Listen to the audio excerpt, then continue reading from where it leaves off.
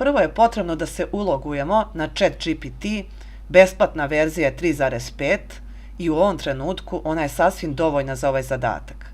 Postoji verzija i 4 koja se plaća, ali o njoj neki drugi put. ChatGPT je bot veštačke inteligencije koji može da odgovara na pitanja, piše eseje, računa, programira i još mnogo toga. Zatim je sasvim dovoljno da pitamo GPT da nam napiše neki tekst, a zatim taj isti tekst prevede na jezik koji želimo. GPT piše tekstove različitim zadatim stilovima i što detaljnije date uputstva, tekst će u tom trenutku biti još bolji. Prevod na engleski jezik je bez jedne greške i daje više od naših samih očekivanja. Kada ovo završimo, idemo na platformu Eleven Lab. Pre toga prekopiramo tekst iz GPT.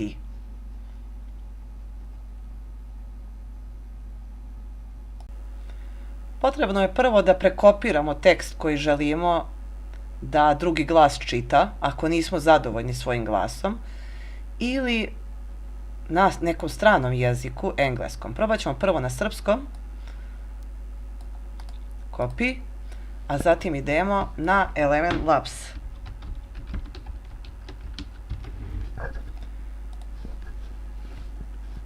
Na samom startu nam daje da probamo ovu aplikaciju pre nego što se ulogujemo. Ja ću desni klik, paste, a zatim da izaberemo neki glas, evo Charlie. Sačekat ćemo malo. Dobrodošli na naš kanal posvećen čarobnom svetu cveća. Ako ste zaljubljenik u boje, mirise i raznolikost biljnog carstva, pridružite nam se dok istražujemo fascinantne priče koje kriju cvetovi širom sveta. I ovde možete preuzeti audio snimak, a zatim ugraditi u vaš video snimak. Hajde da probamo engleski.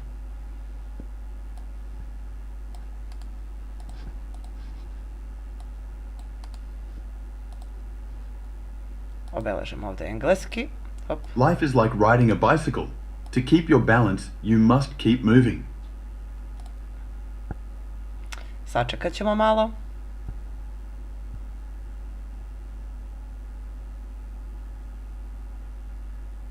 Welcome to our channel, dedicated to the enchanting world of flowers.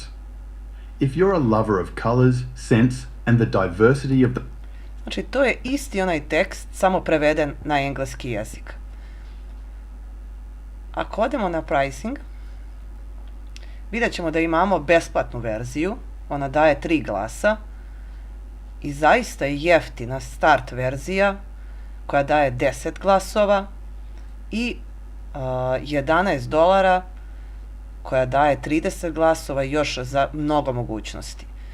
$1 je 100 dinara za one koji se bave promocijom na Instagramu, Facebooku, TikToku, YouTubeu. Ova ulaganja su zaista minimalna.